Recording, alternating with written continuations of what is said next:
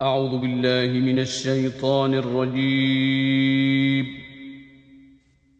بسم الله الرحمن الرحيم. In the name of Allah, the Beneficent, the Merciful. الحمد لله رب العالمين. Praise be to Allah, Lord of the worlds. الرحمن الرحيم. The Beneficent, the Merciful. مالك يوم الدين. Owner of the Day of Judgment. إياك نعبد وإياك نستعين. Thee alone we worship, Thee alone we ask for help. اهدنا الصراط المستقيم. Show us the straight path. صراط الذين أنعمت عليهم غير المغضوب عليهم ولا الضالين.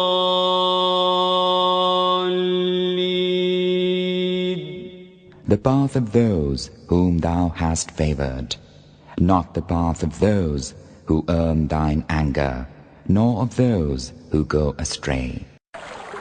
بسم الله الرحمن الرحيم.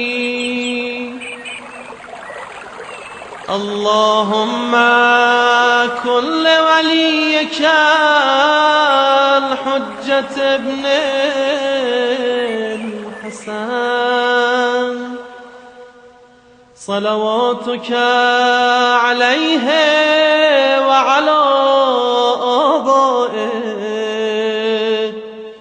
في هذه الساعة وفي كل ساعة وليا وحافظا وقائدا وناصرا ودليلا وعينا حتى تسكنه أرضك طوعا وتمتعه فيها طويلا. بسم الله الرحمن الرحیم وبہ نستعین وہو خیر معین. گفتگو ہماری اس بات کے حوالے سے چل رہی تھی کہ انسان جب کوئی عمل انجام دیتا ہے تو وہ عمل انجام دینے سے پہلے ذہن میں سوچتا ہے. سوچنے کے بعد اس چیز کی طرف رغبت پیدا ہوتی ہے. رغبت پیدا ہونے کے بعد انسان اس کا ارادہ کرتا ہے. وہ ارادہ کرنے کے بعد جو ہے اس عمل کو وہ انجام دیتا ہے.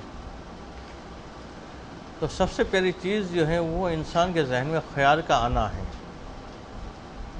اب یہ خیال کا آنا چونکہ ایک غیر اختیاری فیض ہے تو اس کے اوپر تو انسان کی سرزنش نہیں ہوگی.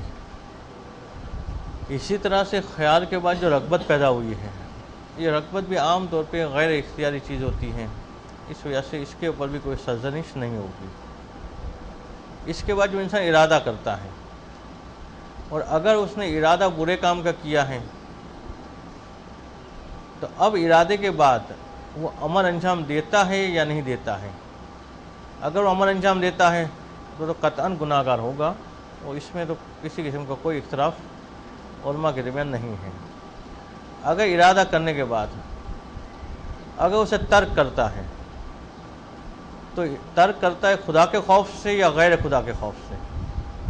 اگر وہ خدا کے خوف سے چھوڑ دیتا ہے تو یہاں پہ نہ فقط یہ کہ وہ گناہ گار نہیں ہوگا بلکہ ثواب بھی ملے گا اس سے کہ اس نے گناہ کا ارادہ کیا تھا مگر خوف خدا کی وجہ سے اس نے اس گناہ کو کا عمل انجام نہیں دیا اور اپنے ارادے کو چھوڑ دیا. اگر وہ ارادہ کرنے کے بعد گناہ کو چھوڑتا ہے مگر خوف خدا کی وجہ سے نہیں, لوگوں کے خوف کی وجہ سے, کسی آدمی کے خوف کی وجہ سے, شرم و حیا کی وجہ سے, کسی رکاوٹ کے آ جانے کی وجہ سے, تو اب آیا یہاں پہ اسے اس کے گناہ کی سزا ملے گی یا نہیں ملے گی؟ تو مصنف کا نظریہ یہ تھا کہ یہاں پہ اسے سزا ملے گی، وہ یہ شخص جو ہے گناہ گار قرار پائے گا۔ مگر دیگر علماء کہ جس میں آیت السیستانی بھی شامل ہیں، ان کا نظریہ یہ ہے کہ اگر کوئی شخص ارادہ کرے اور اس کے بعد اس ارادے گناہ پہ عمل نہ کرے، چاہے یہ عمل اس لیے نہیں کر رہا ہے کہ کسی آدمی سے خوف زدہ ہے، اس وجہ سے گناہ نہیں کر رہا ہے وہ، مگر عمل انجام نہیں دیتا ہے تو پھر گناہ گار شمار نہیں ہوگا، اگرچہ اس نے ارادہ کیا تھا گناہ کا، مگر جب تک وہ گناہ کرتا نہیں ہے تب تک گناہ گار شمار نہیں قرار پائے گا۔ تو اب مصنف کی عبارت یہاں تک پہنچی تھی کہ وہ دلیل دے رہے تھے اس شخص کے لیے کہ جس نے خدا کی خاطر گناہ کو چھوڑا، گناہ کے ارادے کو ترک کیا، اس کو اجر ملے گا۔ یہ ایک بات جو ہے اس کو پہلے مکمل کر دیتے ہیں، اس کے بعد اسی خیال کے حوالے سے، اسی شیطانی وسوسے کے حوالے سے گفتگو ایک اور جیسے آگے بڑھے گی کہ جس میں تفکر اور تفکر کے مراحل کو بیان کیا جائے گا، مگر عبارت میں پہلے اس کو مکمل کر دیتے ہیں۔ دیکھیے عبارت صفحہ نمبر 120 کا آخری پیراگراف۔ بسم اللہ الرحمن الرحیم وبہ نستعین وہو خیر معین واما علی انہ یکتب حسنۃ علی الترک بعد الہم خوفا من اللہ، جہاں تک اس بات کا تعلق ہے کہ اگر کوئی ارادہ کرنے کے بعد خوف خدا کی وجہ سے گناہ کو چھوڑ دیتا ہے تو اسے نیکی ملے گی، اس کی نیکی لکھی جائے گی۔ تو فما روی عن النبی صلی اللہ علیہ وآلہ وسلم،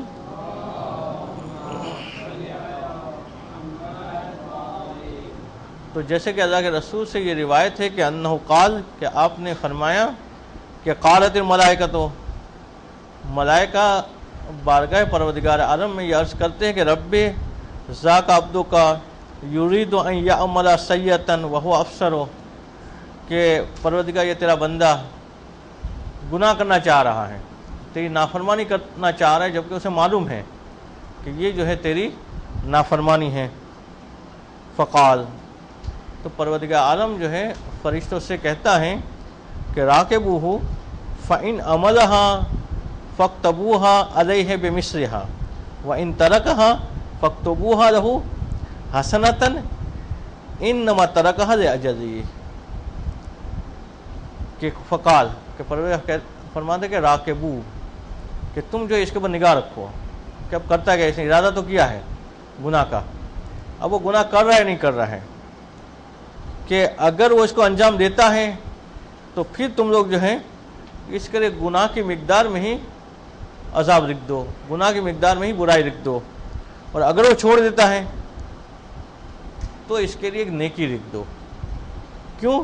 اس سے کہ یہ اس نے چھوڑا ہے میری خاطر، میرے خوف سے گناہ کو چھوڑ دیا، تو گناہ کے ترک کرنے کے اوپر بھی اس کے لیے نیکی لکھی جائے گی۔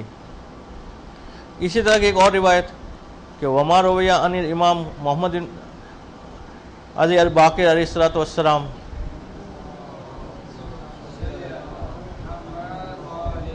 کہ پانچوں امام اسلام سے منسوب روایت کہ ان اللہ تعالی جعل لآدم فی ذریتہ من ہم بحسنۃ ولم یعملها کتبت لہ حسنہ، کہ پروردگار عالم نے اولاد آدم کے لیے یہ بات طے کر دی ہے، یہ بات لکھ دی ہے، اس بات کا حکم صادر کر دیا ہے کہ اولاد آدم میں سے جو آدمی بھی اچھائی کا ارادہ کرے گا اور پھر وہ کام نہ کرے، وہ نیک کام کا ارادہ کیا اور پھر اس نے اس عمل کو انجام نہ دیا، کتبت لہ حسنہ، اس کے لیے اچھائی لکھی جائے گی، اس کے لیے ایک نیکی لکھی جائے گی۔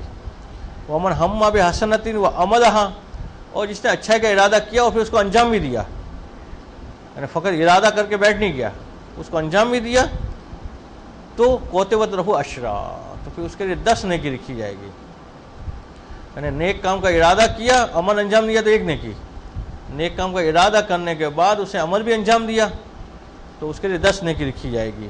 ومن ہم بسیئۃ ولم یعملها لم تکتب علیہ سیئہ، اور جو شخص برائی کا ارادہ کرے اور پھر اس برائی کو انجام نہ دے تو پھر اس کے اوپر کوئی برائی لکھی نہیں جائے گی، فقط گناہ کا ارادہ کیا مگر ابھی کیا نہیں ہے تو اب اس کے اوپر برائی اس کی لکھی نہیں جائے گی۔ ومن ہم بہا وعملها کوتبت علیہ سیئہ، اور اگر کوئی گناہ کا ارادہ کرے اور پھر اس گناہ کو انجام بھی دے تو اس کے اوپر ایک گناہ لکھا جائے گا.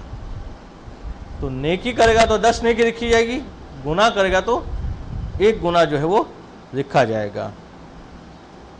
پھر اسی حدیث کو مصنف نے واضح کیا ہے کہ جن تمام بات کا خلاصہ یہ ہے کہ اگر انسان گناہ کا ارادہ کرے اور پھر اس کو چھوڑ دے تو وہ اس قابل ہوگا کہ اسے نیکی ملے، اور اچھائی کا ارادہ کرنے کے بعد اس کو چھوڑ دے تبھی اسے ایک نیکی ملے گی. عمل انجام دینے میں فرق ہو جائے گا. اگر گناہ انجام دیتا ہے تو ایک گناہ لکھا جائے گا، اور اچھا انجام دیتا ہے تو 10 نیکی لکھی جائے گی. اب اس کے بعد کی جو فصل ہے اس میں مصنف واضح کر رہے ہیں کہ اگر ہم چاہتے ہیں کہ ذہن جو ہے وہ برے خیالات سے خالی رہے، تو جیسے پہلے بھی ایک سے زائد دفعہ یہ بات آ چکی کہ ذہن جو ہے وہ برتن کی مانند ہے، اور برتن کبھی خالی نہیں رہتا ہے. جو خالی نظر آ رہا ہوتا ہے وہ بھی خالی نہیں ہوتا ہے، اس کے اندر بھی ہوا بھری ہوتی ہوتی. تو ذہن کو ہم چاہ رہے کہ بری باتوں سے خالی رہیں تو کوئی چیز میں ڈالنی پڑے گی، وہاں پہ وہ چیز آئے گی تو وہ بری باتیں باہر نکلے گی. تو اس کے لیے ضروری ہے کہ اچھے خیالات جو ہے وہ ذہن میں لائے جائے تو برے خیالات ذہن سے نکلیں گے. مگر یہ جو 4 مرحلے بتائے ہیں کہ انسان کے ذہن میں خیال آتا ہے، پھر رغبت پیدا ہوتی ہے، پھر ارادہ کرتا ہے، پھر عمل انجام دیتا ہے. خیال سے پہلے کے بھی کچھ مراحل ہیں کہ انسان کے ذہن میں خیال آتا کیوں ہے. انسان کے ذہن میں اگر کسی برائی کا خیال آیا یا کسی اچھائی کا خیال آیا تو یہ خیال آیا کہاں سے؟ تو خیال کی بنیاد جو ہے اس نے اپنے حواس خمس سے درک کی ہوئی چیزوں سے ہوتی ہے. اس نے آنکھ سے کسی چیز کو دیکھا ہوتا ہے، اس دیکھی ہوئی چیز کے مطابق اس کے ذہن میں خیال آ رہا ہوتا ہے، یا اس نے ہاتھ سے کسی کو چھوا ہوتا ہے تو اس چھوئی ہوئی چیز کے مطابق اس کے ذہن میں خیال آتا ہے، یا کان سے کسی چیز کو سنا ہوتا ہے تو وہ سنی ہوئی بات کے مطابق اس کے ذہن میں خیال آتا ہے، یا زبان سے کسی کو چکھا ہوتا ہے تو وہ چکھی ہوئی چیزوں کے حوالے سے اس کے ذہن میں خیال آتا ہے. یعنی جو بھی خیال آتا ہے اس کے ذہن میں اس کی کوئی نہ کوئی جو ہے وہ بنیاد ہوتی ہے، اور عام طور پہ اس کی بنیاد جو ہے وہ حواس خمس ہوتے ہیں. تو اب اگر انسان چاہتا ہے کہ اس کے ذہن میں خیال اچھے ہی آئے تو اب اسے کرنا کیا پڑے گا کہ یہ حواس خمس کو استعمال اچھی چیزوں میں کرنا پڑے گا. وہ اچھے مناظر دیکھے گا تو خیالات کیا آئیں گے؟ اچھے آئیں گے. وہ اچھی آوازیں سنے گا تو خیالات کیا آئیں گے؟ اچھے آئیں گے. اچھی چیزوں کو چکھے گا تو خیالات اچھے آئیں گے. اچھی چیزوں کو چھوئے گا تو خیالات جو ہے وہ اچھے آئیں گے. یعنی حواس خمس میں وہ جو درک کرے گا، جو محسوس کرے گا، وہ ساری چیزیں اچھی ہوگی تو خیالات اچھے آئیں گے. یہ ہو نہیں سکتا کہ انسان کہے کہ میں کبھی منظر دیکھوں اور پھر میرے ذہن میں خیال اچھے آئے. تو کبھی منظر دیکھنے کے بعد ذہن میں خیالات کبھی ہی آئیں گے. یہ نہیں ہو سکتا انسان کہ میں کبھی آوازیں سنوں اور پھر میرے ذہن میں خیالات جو ہے وہ اچھے آئے. تو اگر انسان چاہتا ہے کہ اس کے ذہن میں خیالات اچھے آئے، اسی خیالات جو ہے وہ بنیاد ہیں رغبت کی، تو اگر خیالات وہ اچھے لانا چاہتا ہے تو اس سے پہلے اپنے ان چیزوں کو کہ جو دیکھنے والی ہے، جو سننے والی ہے، جو چکھنے والی ہے، جو چھونے والی ہے، ان ساری چیزوں کی اصلاح کرنی پڑے گی. اسے دیکھنا پڑے گا کہ وہ ان مناظر کو نہ دیکھے گی جس کی وجہ سے اس کے خیالات بگڑ سکتے ہیں، ان آوازوں کو نہ سنے جس کی وجہ سے اس کے خیالات بگڑتے ہیں. تو اب حواس خمس کی اس کو اصلاح کرنی پڑے گی. حواس خمس سے جن چیزوں کو وہ درک کرے گا اس کی اس کو اصلاح کرنی پڑے گی. اگر اس نے جو ہے ایک آواز سنی ہوئی ہے تو اس کا اثر ہوگا اس کے ذہن میں. ایک منظر دیکھا ہے تو اس کا اثر ہوگا. حتیٰ کہ بعض علماء یہاں تک کہتے ہیں کہ اگر انسان نے ایک بچپن میں کبھی منظر دیکھا ہو، بالکل ہی چھوٹی عمر میں، مطلب 6-8 مہینے کا بچہ ہے، اس نے کوئی منظر دیکھا ہے، ہو سکتا ہے اس منظر کے مطابق وہ 20 سال بعد سوچے اور اس سوچ کے مطابق وہ کام انجام دے. تو یہ نہیں خیال کر سکتے کہ ایک منظر ہمارے ذہن آنکھوں کے سامنے آیا وہ چلا گیا. وہ چلا نہیں جاتا ہے بلکہ وہ ذہن میں محفوظ ہو جاتا ہے، اور وہی کبھی خیال کی صورت میں آتا ہے، پھر اسی کی طرف انسان رغبت پیدا کرتا ہے، اور رغبت پیدا کرنے کے بعد اس کا ارادہ کرتا ہے انسان اور عمل کو انجام دیتا ہے. تو خیال آیا، اس کی بنیاد کیا ہوتی ہے؟ یہ ساری چیزیں. اچھا، اس کے بعد راغب کیوں ہوتا ہے انسان؟ خیال آنے کے بعد خیال ختم ہو جاتا مگر رغبت پیدا ہوتی ہے. تو رغبت پیدا ہونے کی وجہ بتائی جاتی ہے اطراف کا ماحول. خیال آنے کے بعد انسان کے ذہن میں خیال ہے کہ گناہ کروں مگر اطراف کے ماحول میں گنجائش ہی نہیں گناہ کرنے کی, تو وہ خیال ہی رہ کے ختم ہو جائے گا. تو خیال جو آتا ہے وہ حواس خمس سے محسوس کردہ چیزوں کی بنیاد پہ, اس کے بعد رغبت پیدا ہوتی ہے. وہ رغبت پیدا ہوتی ہے اطراف کے ماحول کی وجہ سے, کہ ماحول اگر ساتھ دیتا ہے تو انسان اس کے راغب ہوتا ہے, اور اگر ماحول ساتھ نہیں دیتا ہے تو انسان پھر اس رغبت پیدا نہیں کر پاتا ہے, خیال آ کے ختم ہو جاتا ہے. یہ چیز دونوں چیزوں کے لیے, یعنی نیک کام کرنا ہو تب بھی ماحول مددگار ہوتا ہے, اور برا کام کرنا ہو تب بھی ماحول مددگار ہوتا ہے. انسان نیک کام کرنا چاہے تب بھی بعد اور خیال آتا ہے مگر ماحول کی وجہ سے اس کو رغبت پیدا نہیں ہوتی, وہ راغب نہیں ہو پاتا. تو خیال کی بنیاد اس کے ادراکات ہے حواس خمس کے, اور رغبت کی بنیاد اطراف کا ماحول. ارادہ کیوں ہوتا ہے؟ کہتے ارادے کی بنیاد کا جو ہے علم پہ ہے. ارادہ کرتا ہے معلومات کی بنیاد پہ. تو اگر انسان کو اچھائی اور برائی کے معلومات ہیں تو وہ ارادہ کرنے میں اس سے مددگار ثابت ہوگا. اسے پتہ ہوگا ارادہ کرتے ہو کہ میں یہ بری چیز کا ارادہ کر رہا ہوں, اور اسے پتہ ہوگا کہ میں اچھی چیز کا ارادہ کر رہا ہوں. تو ارادے کا تعلق علم سے ہے. تو خیال کا تعلق حواس خمس سے درک کی ہوئی چیزیں, رغبت کا تعلق ماحول, اور ارادے کا تعلق علم سے. امر کا تعلق کس سے ہے؟ کہتے ہیں امر کا تعلق جو ہے اس کی قوت جو اس کے اندر پائی جاتی ہے اس کے اوپر ہے, کہ اس کے اوپر کس قوت کا غلبہ ہے. اگر وہ دیکھتا ہے کہ اس کے اوپر قوت عقلیہ کا غلبہ ہے تو برے کام کا ارادہ کرنے کے بعد بھی وہ رک جائے گا, اور اگر اس کے اندر قوت عقلیہ کا غلبہ نہیں ہے تو برے کام کا ارادہ کرنے کے بعد جو ہے وہ اس میں مبتلا ہو جائے گا. تو یہ چاروں چیزوں کی وضاحت ہو گئی کہ خیال کی بنیاد کیا ہے, رغبت کی بنیاد کیا ہے, ارادے کی بنیاد کیا ہے, اور عمل کی بنیاد کیا ہے. اب جو ہے وہ ایک ایک چیز آپ لوگوں سے پوچھ رہے تھے تاکہ جو ہے وہ بالکل پکی بھی ہو جائے کہ خیال کی بنیاد کیا ہے. فیضان صاحب, خیال کس بنیاد پہ آتا ہے؟ جی جی شوکت صاحب, خیال ہاں, تو خیال کی بنیاد کیا بنی؟ جی نجف علی صاحب, جی آپ بتائیں. حواس خمس, کہ خیال کی بنیاد حواس خمس سے درک کی ہوئی چیزیں, کہ اس کی بنیاد پہ جو ہے وہ خیال آتا ہے. رغبت کی بنیاد کیا ہوتا ہے ہدایتی صاحب؟ جی جی آپ کے پیچھے جو ہے نا اپنا وقاص صاحب, رغبت کی بنیاد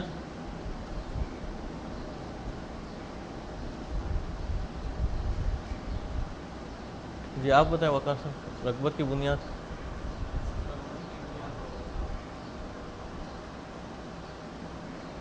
یہ دوسرے وقاص صاحب بتا دیں گے.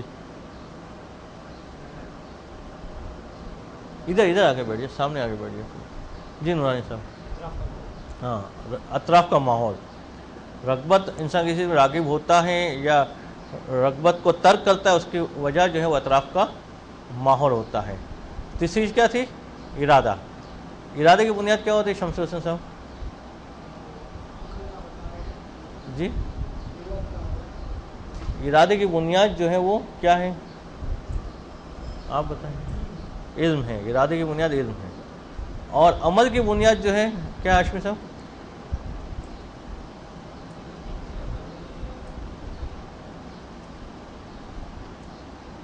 جی عمل کی بنیاد کیا ہے ذہن صاحب؟ ہاں, جس قوت کا غلبہ ہوتا ہے اس اعتبار سے وہ عمل انجام دیتا ہے. تو یہ خیالات اگر ہمیں ٹھیک کرنے ہیں تو وہ اس کے لیے کیا کرنا پڑے گا کہ ہم جو اپنے مدرکات حواس خمس سے جن چیزوں کو درک کرتے ہیں اس کو ٹھیک کرنا پڑے گا. وہ ٹھیک ہوئے تو خیالات خود بخود ہی ٹھیک ہو جائیں گے.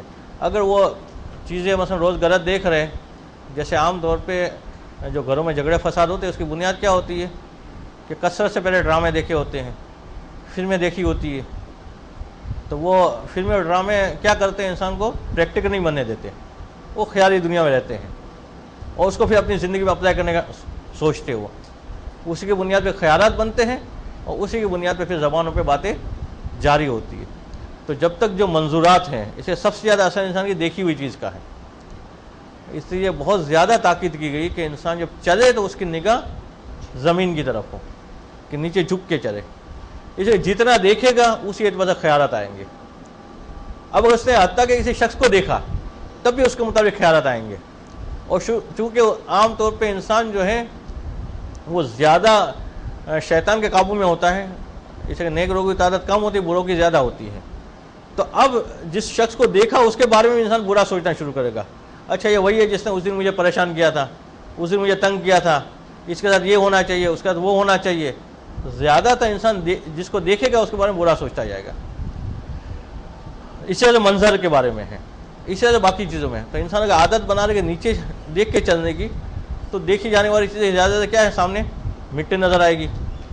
ایک تو جو ہے پریکٹیکل بھی فائدہ ہوگا کہ گٹر اگر کھلی ہوئی ہوگی تو گرنے سے بھی بچ جائے گا وہ. اگر دوسرا ہے کہ مثلا وہ گڑھا وغیرہ ہوگا تو بھی بچ جائے گا. پھر اس کی نگاہ مٹی پہ ہوگی تو اپنے آغاز کی طرف متوجہ ہوگا کہ اسی مٹی سے میں بنا ہوں اور واپس یہیں جانا ہے, اسی مٹی میں جانا ہے. تو اب دیکھی ہوئی چیزوں کو وہ ٹھیک کر دے گا, اس کے جو ہے وہ خیالات ٹھیک ہو جائیں گے. سننے والی چیزوں کو اگر وہ ایسی جگہ پہ ہے کہ یہاں کثرت سے گالیاں بولی جاتی ہیں, جیسے خود بچوں کو دیکھتے ہیں آپ, ایسے گلی محلے میں دیکھیں گے کہ بچے گالیاں ایسی بول رہے ہوتے ہیں, ان سے پکڑ کے پوچھا کہ تم نے یہ بولا اس کا معنی کیا ہے, تو نہیں پتا ہوگا. اتنی بیہودہ گالیاں بول رہے ہوتے, کیوں؟ اس سے سنا یہی ہے انہوں نے, یا گھر میں سنا ہوتا ہے یا گلی محلے میں یا کھیل رہے ہوتے ہیں وہیں آواز اس کے کانوں میں آ رہی ہوتی ہے.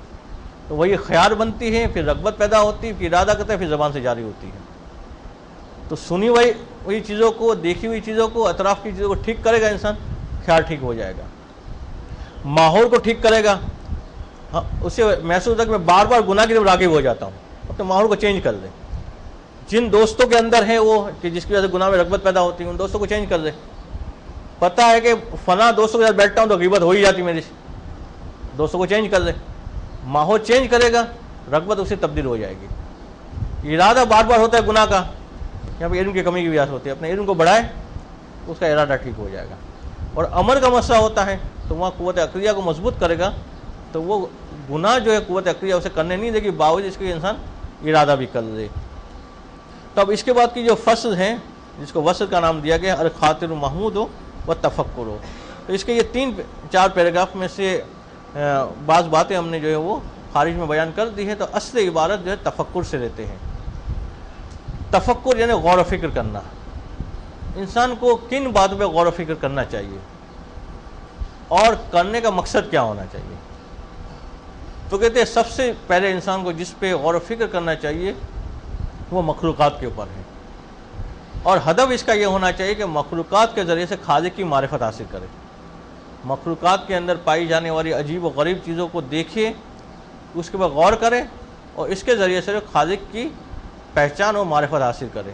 تو پہلے تفکر کی تعریف کرے, پھر اس کو سمجھا رہے, اور پھر اس بات کی طرف جو قرآن کی آیات اشارہ کر رہی ہے ان آیات کو اور پھر احادیث کو بیان کر رہے ہوں گے. دیکھتے کہ آج کہاں تک یہ معاملہ پہنچتا ہے.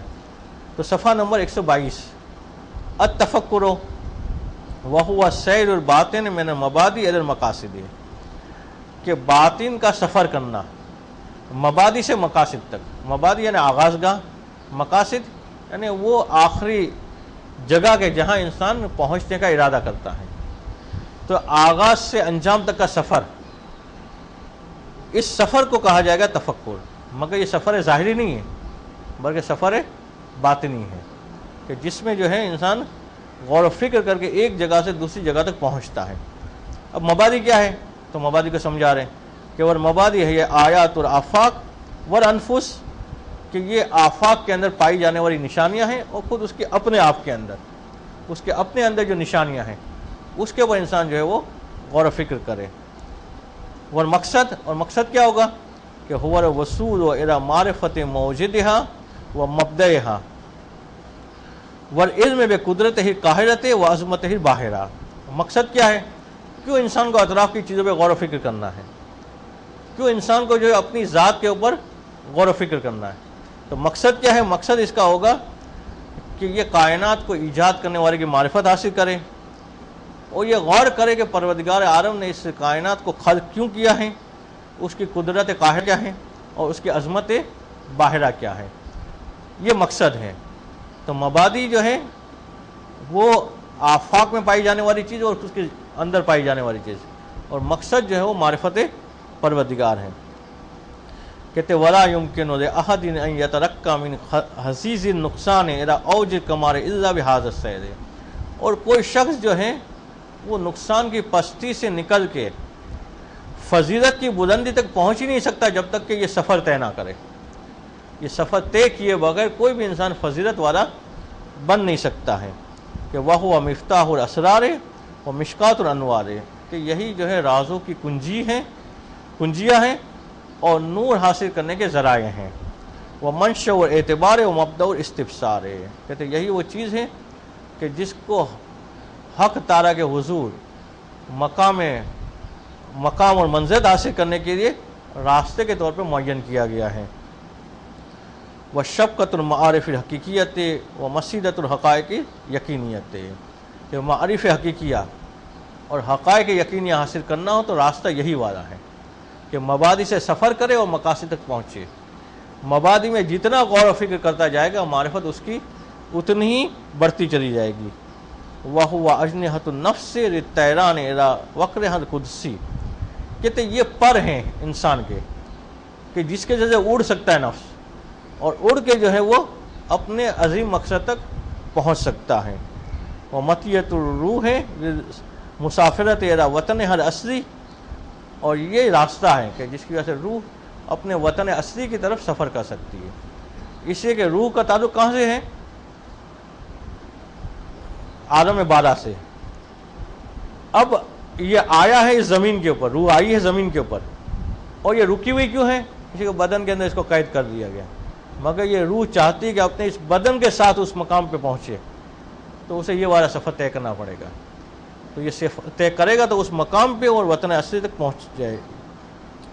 وہ بہی تنکشف و ظلمت الجہل و اشتراح و تنجر انوار العلم و اسرار ہو، کہتے اسی کے ذریعے سے جہالت کا اندھیرا دور ہوگا، جہالت کے پردے ختم ہوں گے، اور علم اور اسرار کے انوار جو ہے وہ متجلی ہوں گے۔ اب اس کے حوالے سے جو آیات ہیں چند اس کا بیان ہے کہ وَلِذَا وَرَدَ عَلَيْهِ الرِّجْسُ وَالْمَدْحُ فِي آیات وَالْأَخْبَارِ كَقَوْلِهِ سُبْحَانَهُ، کہتے اسی وجہ سے آیات میں اور روایات میں اس حوالے سے جو ہے مدح آئی ہے، جیسے اللہ تعالیٰ کا یہ فرمان۔ سب سے پہلی آیت ہے سورہ روم کی آیت نمبر 8 کہ اولم یتفکروا فی انفسہم ما خلق اللہ السماوات والارض وما بینہا الا بالحق، کہ کیا یہ لوگ جو ہے وہ غور و فکر نہیں کرتے اپنے آپ کے اندر اور اس بات میں کہ پروردگار عالم نے آسمانوں کو اور زمین کو کس طرح سے خلق کیا ہے، وما بینہما، اور ان چیزوں کو کہ جو آسمان اور زمین کے درمیان ہیں، کہ پروردگار نے آسمان اور زمین اور اس کے درمیان کی چیزوں کو خلق نہیں کیا ہے الا بالحق، مگر کہ حق کے ساتھ۔ اور حق کسے کہتے ہیں؟ کہ جو چیز جیسی ہونی چاہیے ویسی ہی خلق کی جائے۔ تو پروردگار عالم نے جس کو بڑا ہونا چاہیے اس کو بڑا بنایا، جس کو چھوٹا ہونا چاہیے چھوٹا بنایا، جس کو چوڑا ہونا چاہیے اس کو چوڑا بنایا، جس کو لمبا ہونا چاہیے لمبا بنایا۔ پروردگار عالم کی خلقت کے ہر ذرے کے اندر حق نظر آئے گا، اور یہ کب پتہ چلے گا؟ انسان جب غور و فکر کرے گا۔ اس کے بعد دوسری آیت ہے وہ قول تعالیٰ سورہ حشر کی آیت نمبر 3 کہ اولم ینظروا فی ملکوت السماوات والارض وما خلق اللہ من شیء، کہ آیا جو ہیں ان لوگوں نے نگاہ نہیں کی آسمان اور زمین کی کے بادشاہت کے اندر، سلطنت کے اندر، وما خلق اللہ من شیء، اور پروردگار عالم نے جو کچھ خلق کیا ہے اس میں آیا اس نے غور و فکر نہیں کیا ہے، وہ قول تعالیٰ۔ اور تیسری آیت سورہ آل عمران کی آیت نمبر 119 کہ فَاعْتَبِرُوا یا اولی الابصار، کہ تم لوگ جو ہے عبرت حاصل کرو اے صاحبان بصیرت، اے نگاہ رکھنے والے، اے سوچنے والے، اے غور و فکر کرنے والے۔ وہ قول تعالیٰ۔ اس کے بعد کی آیت سورہ آل عمران کی ہے 191 نمبر کی کہ قل سیروا فی الارض فانظروا کیف بدأ الخلق، کہ اللہ کے رسول سے مخاطب ہے کہ آپ جو ہیں فرمائیے ان لوگوں سے کہ یہ لوگ زمین میں سفر کریں اور دیکھیں کہ پروردگار عالم نے مخلوقات کو کیسے خلق کیا ہے، مخلوقات کو کیسے پیدا کیا ہے۔ وقول تعالیٰ، اس کے بعد کی آیت کہ جس میں ہے کہ اِنَّ فِي خَلْقِ السَّمَاوَاتِ وَالْأَرْضِ وَاخْتِلَافِ اللَّيْلِ وَالنَّهَارِ لَآیَاتٍ لِأُولِي الْأَلْبَابِ، کہ آسمان و زمین کی خلقت میں اور رات اور دن کے مختلف ہونے میں، کہ کبھی رات کا اندھیرا ہوتا ہے، کبھی دن کی روشنی ہوتی ہے، اس کے اندر صاحبان عقل کے لیے نشانیاں موجود ہیں۔ اب ایک دو آیتیں یہ پڑھ رہے تھے، وقت ختم ہو رہا ہے، احادیث انشاءاللہ کل آ جائے گی۔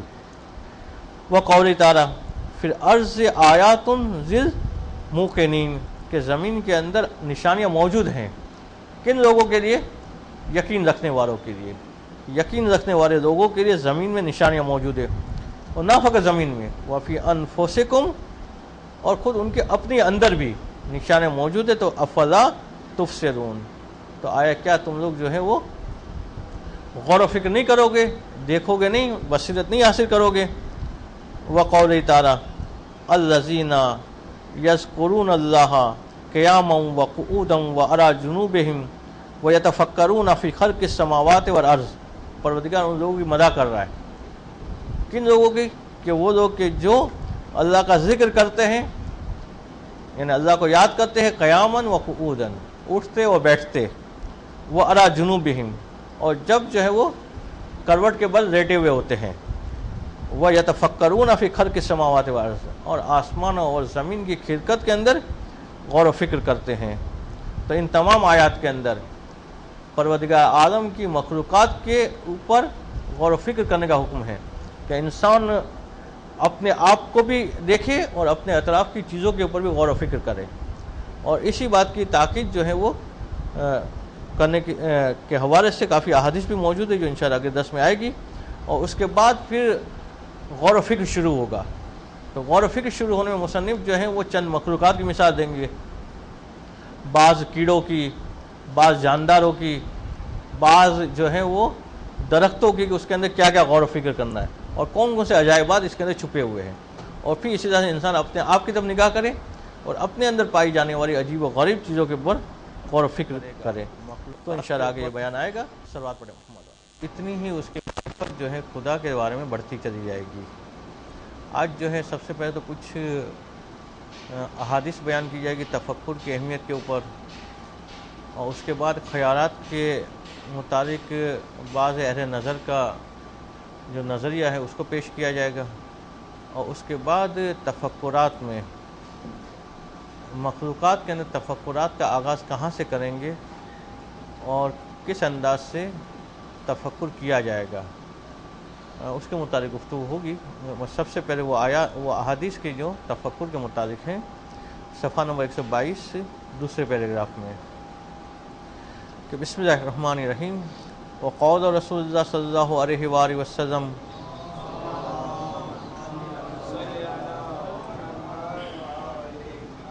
التفکر حیات القلب البصیر، کہ صاحب بصیرت آدمی کے دل کی حیات جو ہے وہ تفکر ہے، کہ اگر کوئی آدمی صاحب بصیرت ہے اور وہ چاہتا ہے کہ زندہ رہے، تو اس کی زندگی منحصر ہے تفکر کے اوپر، غور و فکر کے اوپر۔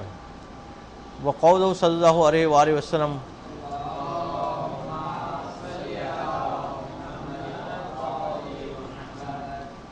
کہ فکرت و ساعتن خیر من عبادت سنتن، کہ ایک ساعت غور و فکر کرنا یہ جو ہے ایک سال کی عبادت سے بڑھ کر ہے۔ لفظ ساعت بعض اوقات لمحے کے لیے بھی آتا ہے، بعض اوقات منٹ کے لیے بھی آتا ہے، بعض اوقات گھنٹے کے لیے بھی آتا ہے۔ اگر یہاں پہ گھنٹہ بھی معنی دے دیا جائے تو ایک گھنٹے کا غور و فکر یہ ایک سال کی عبادت سے بڑھ کر ہے۔ میں غور و فکر اپنے بارے میں نہیں، اپنی پریشانی کے بارے میں نہیں، اپنی پلاننگ کے بارے میں نہیں، غور و فکر کرنا مخلوقات کے بارے میں، کہ جس کے ذریعے سے معرفت پروردگار حاصل ہو، یا احکام شریعت کے بارے میں غور و فکر کرنا، یا احکام شریعت کے گہرائیوں کے بارے میں غور و فکر کرنا، کہ جس میں جو ہے وہ درس کا گہرائی سے مطالعہ کرنا، یہ بھی آ جائے گا غور و فکر کے اندر، کہ واقعی گہرائی سے جو ہے وہ درس کا مطالعہ کیا جائے. سرسری پڑھنا یہ نہیں پتہ اس میں آئے گا یا نہیں آئے گا. ولا ینال منزلۃ التفکر الا من خصہ اللہ عز وجل بنور توحید والمعرفت. اور کوئی آدمی جو ہے تفکر کی منزل کو پا نہیں سکتا ہے مگر کہ وہ آدمی ایسا ہو کہ جس کو پروردگار عالم نے اپنے نور توحید اور نور معرفت سے خاص کیا ہو. کہ پروردگار عالم کی نگاہ کرم جو ہوتی ہے وہی لوگ تفکر کی اس منزل کو پا سکتے ہیں. ورنہ کئی افراد ہوتے ہیں کہ جو کتابیں تو لے کے بیٹھے ہوتے ہیں مگر اس کی گہرائی میں غور و فکر نہیں کر پاتے، مگر عبادت شروع کرتے اور ذہن میں کئی خیالات آنا شروع ہو جاتے ہیں. اور بعض اوقات جو ہے 1 گھنٹہ کتاب لے کے بیٹھے رہتے ہیں مگر جو ہے جب کتاب بند کرتے تب بھی وہیں پہنچے ہوتے جہاں پہ پہلے تھے. کہ اس 1 گھنٹہ کتاب کھولنا اسے کوئی فائدہ نہیں دیتا ہے. اور پروردگار کی خصوصی توجہ اس کی بھی بنیاد ہوتی ہے. ایسا نہیں کہ کوئی پروردگار عالم کا لاڈلا ہے کہ پروردگار اس کو خاص توفیق دیتا ہے دوسرے کو نہیں دیتا ہے. پروردگار کی توفیق ملتی ہے اس میں بھی بندے کا اپنا کردار ہوتا ہے، اپنا خلوص ہوتا ہے، اپنی جد و جہد ہوتی ہے، اپنی محنت ہوتی ہے. وقولہ صلی اللہ علیہ وآلہ وسلم کہ افضل عبادت ادمان و تفکر فی اللہ و فی قدرتہ. کہ عبادت میں سے بہترین عبادت یہ کہ انسان پروردگار عالم اور اس کی قدرت کے متعلق تفکر کرے. تو اللہ تعالیٰ کے متعلق تفکر کرنے سے کیا مراد ہے تو وہ سمجھا رہے گا. مراد من التفکر فی اللہ التفکر فی قدرتہ و صنعہ و فی عجائب افعالہ و مخلوقاتہ و غرائب آثارہ و مبدعاتہ لا تفکر فی ذاتہ. کہ خدا میں تفکر کرنے کا مطلب یہ نہیں کہ خدا کی ذات کے غور و فکر کر کے وہ کہاں سے آیا، اس کو کس نے پیدا کیا، وہ کیسا ہے، یہ مراد نہیں ہے. خدا میں غور و فکر سے مراد خدا کی قدرت میں غور و فکر کرے، خدا کی مخلوقات میں غور و فکر کرے، پروردگار کے عجائبات میں غور و فکر کرے، پروردگار عالم نے جن احکام کو نازل کیا ہے اس کے مطابق غور و فکر کرے اور اس میں جو ہے گہرائی سے نگاہ ڈالے کہ پروردگار عالم نے مخلوقات کا آغاز کس طرح سے کیا ہے اور وہ اس کو آخری منزل تک کیسے پہنچائے گا. ذات میں غور و فکر کرنا کہتے ہیں کون ہی ممنوع عنہ فی الاخبار ہے. اسی کی روایت میں اس کا تو منع آیا ہے کہ ذات پروردگار عالم میں غور و فکر نہیں کرنا ہے بلکہ پروردگار عالم کی مخلوقات میں، پروردگار عالم کی صفات میں، پروردگار عالم کی قدرت میں غور و فکر کرنا ہے. اسے اگر ذات میں غور و فکر کرنے میں اگر لگ گیا کوئی تو روایت میں منع آیا ہے اور اس میں تعليل بھی پیش کی گئی کہ کیوں منع ہے. کہ معللا بأنہ یورث الحیرۃ والدہشۃ واضطراب العقل. کہ روایت میں عزت بھی آئی کہ اگر کوئی خدا کی ذات میں غور و فکر میں رکھ گیا تو اس کا نتیجہ کیا نکلے گا کہ یہ حیرت میں مبتلا ہوگا، دہشت میں مبتلا ہوگا اور اضطراب نفس کی کیفیت پیدا ہوگی، تو ذہنی سکون اس کا ختم ہو جائے گا اور ہو سکتا ہے کہ وہ نیم پاگل پن کا شکار بھی ہو جائے. اس لیے کہ خدا کی ذات میں غور و فکر کرنا ایسا ہی ہے کہ کسی آدمی کا ایسے سمندر میں چھلانگ لگانا کہ جو انتہائی گہرا ہے اور انسان خود تیرنا بھی نہ جانتا ہو. تو وہ کام جو ان کے اہل کے لیے خاص ہے وہ وہی کرے، باقی عام انسانوں کے لیے یہ ہے کہ مخلوقات خدا میں غور و فکر کرے. وقد ورد ایاکم والتفکر فی اللہ ہے. اور روایت میں یہ وارد بھی ہوا ہے کہ تم لوگ بچو اللہ میں غور و فکر کرنے سے، ذات خدا میں غور و فکر نہ کرو. ولیکن اذا اردتم ان تنظروا الی عظمتہ فانظروا الی عظیم خلقہ. مگر اگر تمہارا دل چاہے کہ عظمت خدا کا مشاہدہ کرو تو تم پروردگار عالم کے مخلوقات کی طرف غور و فکر کرو، اس کے اندر پائی جانے والی عجیب و غریب چیزوں کو دیکھو، خود بخود تمہیں پروردگار عالم کی عظمت کا اندازہ ہو جائے گا. اسے انسان چیز کو دیکھ کے چیز بنانے والے کی عظمت کو جان سکتا ہے. کوئی چیز اگر انتہائی خوبصورت بنی ہوئی ہو تو انسان سمجھ لیتا ہے کہ اس کا بنانے والا بھی جو ہے انتہائی ماہر آدمی ہے.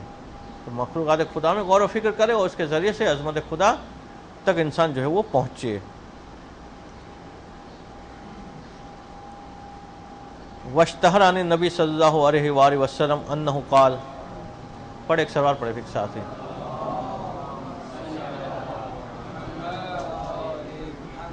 کہ مشہور ہے کہ اللہ کے رسول نے یہ فرمایا کہ تفکروا فی آلاء اللہ ولا تفکروا فی اللہ، کہ تم اللہ کی نعمتوں پہ غور و فکر کرو، اللہ کے اندر غور و فکر نہ کرو۔ پروردگار عالم نے جو کچھ دیا ہے اس کے اوپر غور و فکر کرو، اگر اس پہ غور و فکر کرو گے تو خدا کی معرفت آسانی سے حاصل ہو جائے گی۔ مگر ڈائریکٹ خدا پہ غور و فکر کرنے گئے تو یہ وادی ایسی ہے کہ گرنے والے بہت سارے گر پڑتے ہیں اور گمراہ ہونے والے بہت سارے گمراہ ہو جاتے ہیں۔ کہ فَإِنَّكُمْ لَن تَقْدِرُوا قَدْرَهُ، کہ تم لوگ قدرت ہی نہیں رکھتے کہ ذات پروردگار عالم کی قدر کی معرفت حاصل کر سکو، ذات پروردگار عالم کے اندر غور و فکر کر سکو۔ وقول امیر المومنین علیہ الصلوۃ والسلام،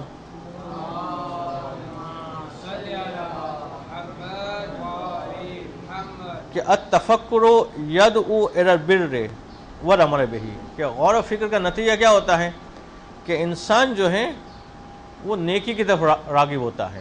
اس لیے کہ تفکر دعوت دیتا ہے نیکی کی اور اس کے اوپر عمل کرنے کی۔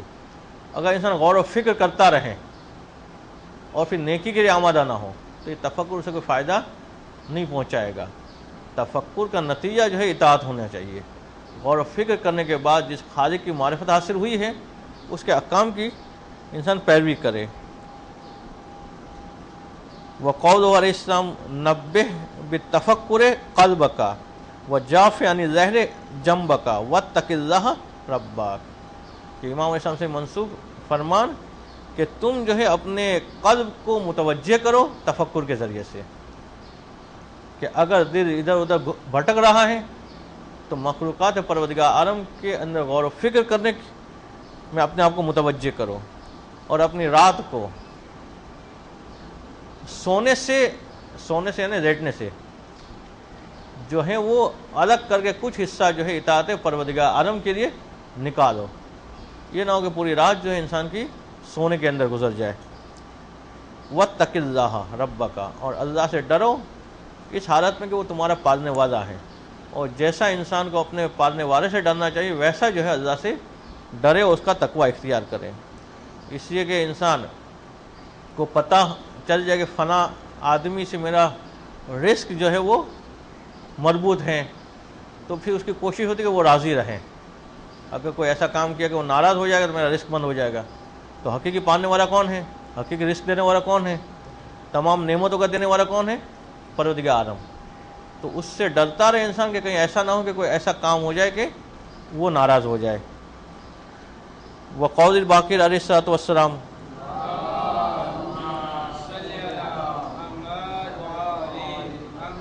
کہ بے اجارت فکر یستدر الرائے معشاب، کہ مفہوم اس کا یہ ہے کہ انسان جب حقیقی معنوں میں غور و فکر کرتا ہے تو اس کی مضطرب رائے ختم ہو جاتی ہے، وہ حقیقی معنوں میں اطاعت کے لیے آمادہ ہوتا ہے۔ مگر غور و فکر جس جہد سے کرنا چاہیے اس جہد سے ہٹ کر کرے تو پھر جو ہے وہ گمراہیوں کے دلدل میں یہ مبتلا ہو جاتا ہے۔ اس طرح سے وہ قول الصادق علیہ الصلوۃ والسلام،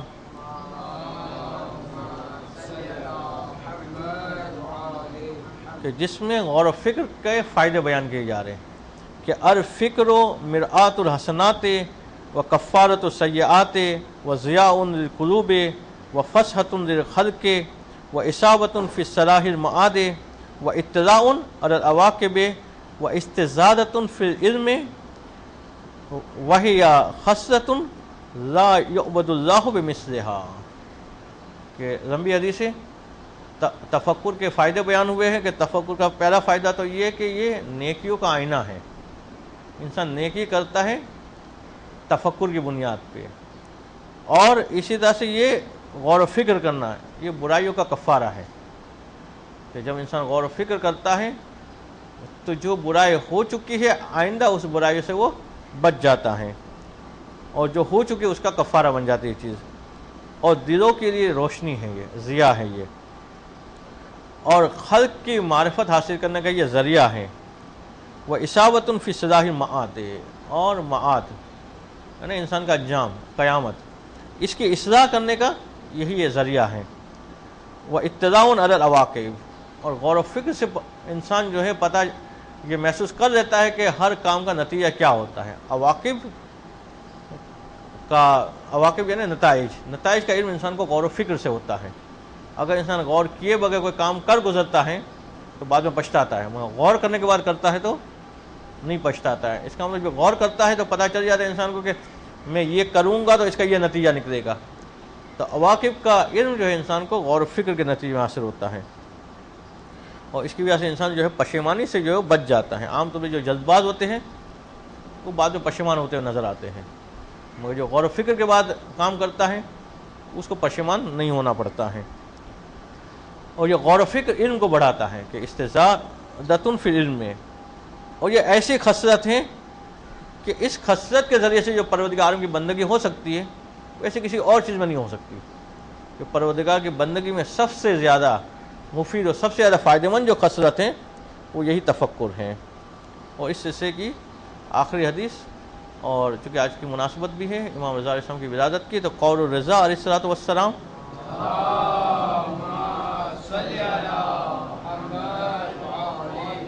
کہ امام اسلام فرماتے کہ لیس العبادۃ کثرۃ فی الصلاۃ والصوم، کہ عبادت اس میں نہیں کہ انسان نمازیں بہت پڑھے، روزے بہت رکھے، کہ کثرت صلاۃ اور کثرت صوم کے اندر عبادت نہیں ہے.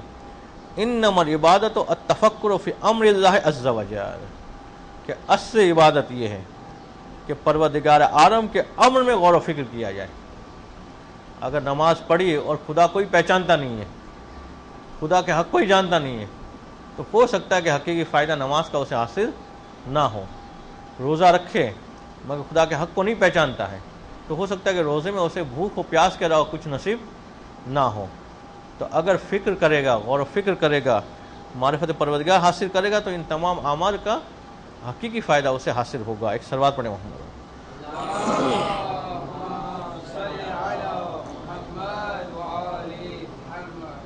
اب اس کے بعد کی جو بحث ہے وہ ہے کہ مخلوقات میں جو غور و فکر کرنا ہے تو آغاز کہاں سے کیا جائے گا.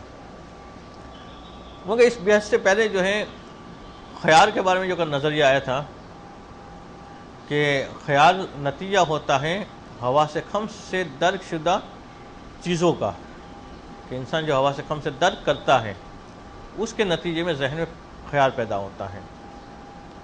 اس بنیاد پہ بعض اہل نظر نے یہ نظریہ بھی پیش کیا ہے، اگرچہ تھوڑی گفتگو دقیق ہیں اور شاید جو ہے وہ جونیئرز کے لیے سمجھنا مشکل ہو، مگر علمی فائدہ ہے اس کا، بہرحال وہ سینئرز کو انشاءاللہ اس کا فائدہ ہوگا.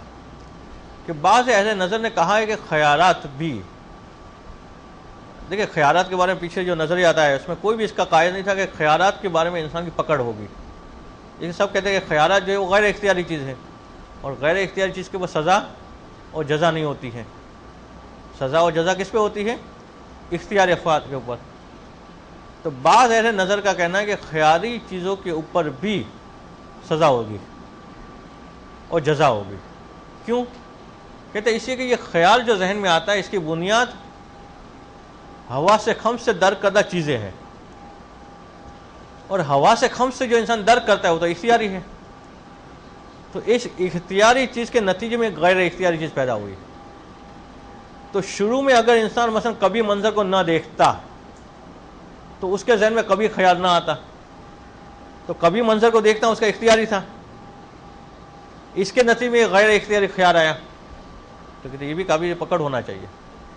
جیسے فقہ و اصول کی کتاب میں آپ نے بحث پڑھی ہے کہ اگر کوئی شخص حالت اختیار میں غصبی جگہ میں داخل ہو تو یہ تصرف تو قطعاً حرام ہے. اب غصبی جگہ پہ داخل ہوا، پھر اسے احساس ہوا کہ غلط ہو گیا ہے، تو اب وہ توبہ کر کے واپس آنا چاہ رہے، اب واپس نکلنا چاہ رہے، مگر نکلنے کے درمیان جو تصرف جو ہوگا اس سے تو مجبور ہے وہ، اس لیے جب تک چلے گا نہیں وہاں سے نکلے گا نہیں. بعض علماء کہتے ہیں کہ یہ جو واپسی کا تصرف ہے یہ بھی گناہ ہوگا اس کا. اب واپسی کے تصرف ہے تو وہ بے اختیار ہے، وہ تو مجبور ہے اس کے لیے. کہتے نہیں، چونکہ وہ گیا تھا اختیار سے، تو اب واپس جو آ رہا ہے اس میں بھی جو ہے وہ پھنسے گا، اس کا تصرف غلط ہوگا. کہتے خیال کی بنیاد چونکہ اختیاری تھی، اس نے دیکھی ایک چیز وہ اختیاری تھی، سنی ایک چیز وہ اختیاری تھی، اس کے نتیجے میں خیال آیا. تو یہ خیال بھی جو ہے وہ غیر اختیاری مگر اس کا آغاز اختیاری ہے. کہتے اس وجہ سے یہ شخص قابل پکڑ ہوگا، اس کو پوچھا جائے گا اس خیال کے بارے میں۔ پھر اس پہ اشکار کیا گیا، کہا کہ بعض اوقات انسان کے ذہن میں خیال ان باتوں کا آتا ہے کہ جو باتیں اس نے دیکھی ہوتی ہیں مگر اس زمانے میں دیکھی ہوتی ہے کہ جس زمانے میں مکلف نہیں ہوتا ہے، بچپن کی حالت میں دیکھی ہے، یا پاگل تھا تب دیکھی تھی، اب صحت یاب ہو گیا، یا پہلے بچہ تھا اب بالغ ہو گیا، تو اب اس میں کیوں پکڑ ہونی چاہیے؟ اس لیے تو خیال ہے اس کا اس عمل کے نتیجے میں کہ جو عمل اس نے کیا تھا، آنکھ سے دیکھا تھا یا کان سے سنا تھا، وہ جب مکلف نہیں تھا، تو کہتے ہیں چلو ٹھیک ہے، ہم کہتے ہیں کہ فقط اس میں پکڑ ہوگی کہ جو مکلف ہونے کے بعد اس نے دیکھی ہے، اس کے نتیجے میں جو خیال آیا تھا، مگر پکڑ ہوگی اس کی کہ مکلف ہونے کی حالت میں جو چیز دیکھی یا سنی اس کے نتیجے میں جو خیال آیا اس پہ پکڑ ہوگی۔ پھر یہ بعض اہل نظر اس سے پھر تنظر کرتے ہیں، کہتے ہیں مگر چونکہ اکثر علماء کا نظریہ یہی ہے کہ خیال پہ جو ہے وہ سزا نہیں ملے گی، اس لیے کہ یہ غیر اختیاری فعل ہے، تو ہم اس حد تک تو اس کے قائل ہوتے ہیں کہ اخروی سزا نہیں ملے گی، کہ اخروی سزا نہیں ملے گی، اس حد تک تو ہم قائل ہوتے ہیں، مگر دنیاوی سزا تو پھر بھی ملے گی اس کو۔ کہتے ہیں اس لیے کہ یہ تو بات بالکل ظہور واضحات میں سے ہے کہ اگر ایک آدمی غیر اختیاری طور پہ زہر کھا لے، زہر اس کے حلق میں غیر اختیاری طور پہ پہنچ جائے، تو ٹھیک ہے اس کو خودکشی کی سزا نہیں ملے گی اگر مر گیا تو، مگر مرے گا نہیں مرے گا، وہ زہر کا دنیاوی اثر تو ہوگا۔ یہاں پہ یہ تو نہیں کہا جائے کہ کیونکہ اس نے غیر اختیاری طور پہ یہ زہر اس کے پیٹ میں گیا ہے تو اب یہ اس کا اثر بھی نہیں ہوگا، اثر تو ہوگا اس کا۔ یا ایک شخص جو ہے وہ نہیں معلوم تھا وہ نجس پانی پی لیتا ہے، تو ٹھیک ہے گناہگار نہیں ہوگا، مگر یہ نجاست جو پیٹ میں گئی وہ اثر کرے گی نہیں کرے گی؟ تو قطعاً کرے گی۔ تو اب یہ خیال اگرچہ غیر اختیاری ہے مگر اگر وہ خیال گناہ کا ہے تو وہ اپنا برا اثر چھوڑے گا، اچھائی کا ہے تو اچھا اثر چھوڑے گا، دنیاوی فائدہ اور نقصان تو اس خیال کا ضرور سے ہوگا۔ حتیٰ کہ کہتے کہ ہم ایک لحاظ سے دنیاوی نقصان کو اخروی نقصان میں بھی تبدیل کر سکتے ہیں، ہم کہہ سکتے ہیں کہ اسی خیال کی وجہ سے اس کو اخروی نقصان بھی ہوگا۔ کیسے؟ کہتے کہ اگر آپ نماز پڑھ رہے ہیں، پوری خضوع و خشوع کے ساتھ نماز پڑھ رہے تھے، اگر یہ اسی طرح سے نماز تام ہو جاتی تو اس کا اجر کتنا زیادہ ہوتا؟ درمیان میں خیال آ گیا، ذہن ادھر بھٹک گیا، اور جب نماز تمام کی تو نماز کا 2/3 حصہ مثلا خضوع سے خالی تھا، خشوع سے خالی تھا، تو نقصان ہوا نہیں ہوا؟ اور نقصان کون سا ہوا؟ اخروی ہوا، کہ ثواب سے محروم رہ جانا یا بڑے ثواب سے محروم رہ جانا، وہ چھوٹا ثواب ملنا، کہتے ہیں یہ بھی نقصان ہے۔ تو خلاصہ کلام یہ ہوا کہ یہ کہنا مکمل طور پہ صحیح نہیں ہے کہ خیال کا نقصان نہیں ہوتا ہے، یا خیال کی پکڑ نہیں ہوتی ہے، یا خیال کے عوض جو ہے وہ سزا نہیں ملتی ہے، یہ کہنا مکمل طور پہ صحیح نہیں ہے، بلکہ ہو سکتا ہے کہ ذہن میں آنے والے خیالات بھی جو ہے وہ انسان کے نقصان کا موجب بنے، جیسے بعض مثالیں دی کہ اس میں تو یہ بات بالکل واضح ہے۔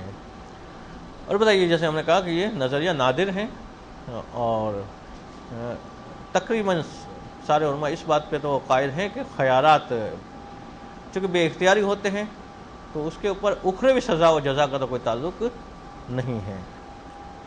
اب اس کے بعد کی جو بحث ہے اس کے اندر سوچنے کے مراحل کو بیان کیا جاتا ہے کہ جو مخلوقات میں سوچنا ہے تو سوچنے کا آغاز جو ہے وہ کہاں سے کرنا ہے۔ تو سب سے پہلا مرحلہ تو اگر ہم جتنے عوالم پائے جاتے ہیں عالموں میں ہم دیکھیں،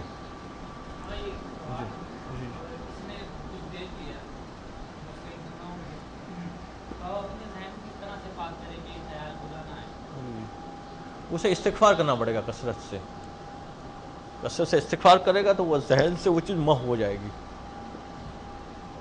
اس سے کہ دیکھنے کی وجہ سے، جیسے منطق میں آپ نے پڑھا کہ انسان جس چیز کو بھی دیکھتا ہے وہ ذہن میں چھپ جاتی ہے، یا جس چیز کو سنتا ہے وہ ذہن میں چھپ جاتی ہے، تو اب چھپی ہوئی چیز کو ذہن سے مٹانا ہے، تو اس میں جو پانی یوز ہوتا ہے وہ استغفار ہے۔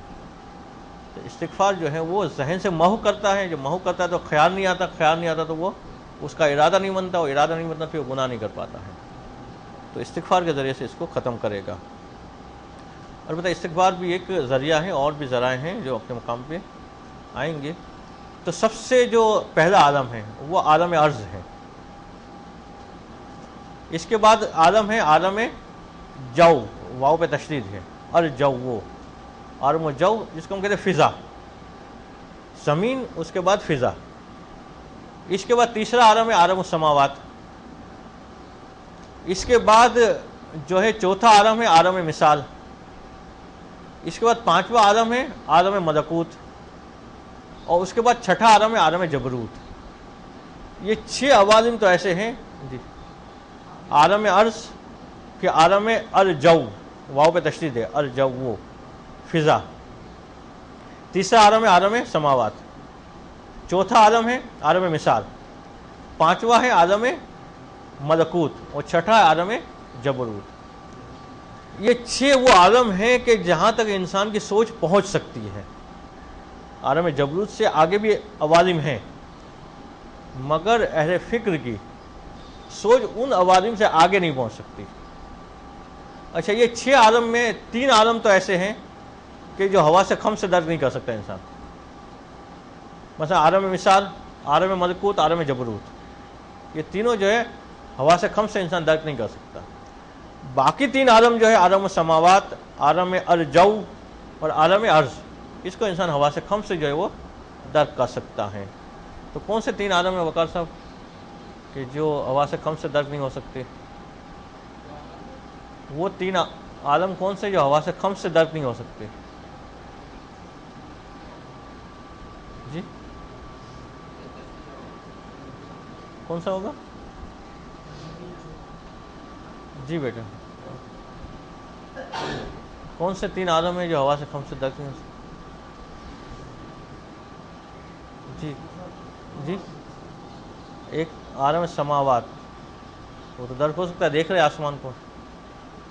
جی جی آپ بتائیں مصعب، آپ بتائیں. جی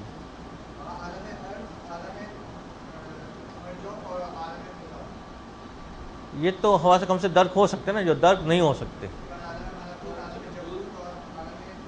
مثال، یہ 3 عالم ہیں، عالم مثال، عالم ملکوت اور عالم جبروت. یہ 3 جو ہے ہوا سے کم سے درک نہیں ہو سکتے. باقی 3 عالم ارض، عالم ارجو اور عالم سماوات، یہ جو ہے ہوا سے کم سے درک ہو سکتے ہیں. تو غور و فکر کا آغاز سیدھا عالم جبروت سے نہیں کرنا ہے. غور و فکر کا عالم عالم ارض سے کرنا ہے، سب سے پہلا عالم جو ہے. اچھا، عالم ارض میں جتنی مخلوقات ہیں اس پہ غور و فکر کریں تو زندگی یہیں تمام ہو جائے گی، پھر آگے کی باری نہیں آئے گی.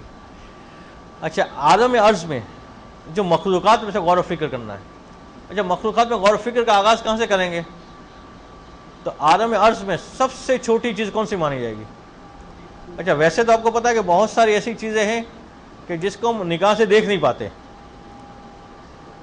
تو چونکہ بات محسوسات کی ہو رہی ہے، تو عالم ارض میں دیکھی جانے والی سب سے چھوٹی چیز جس کو مصنف نے پیش کیا ہے وہ ہے مچھر.